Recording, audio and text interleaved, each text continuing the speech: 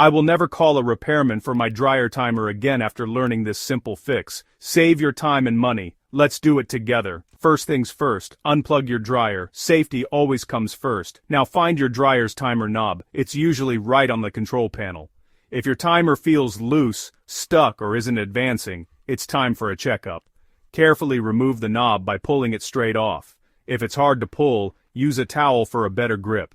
Now take a look at the shaft and knob for any cracks or worn spots. If you see damage, you'll need a replacement part.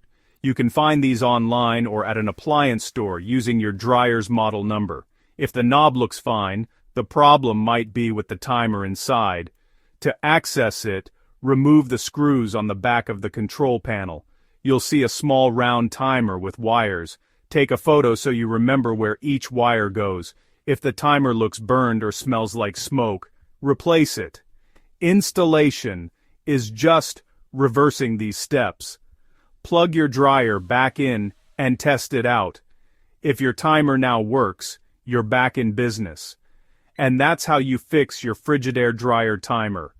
Fast and easy.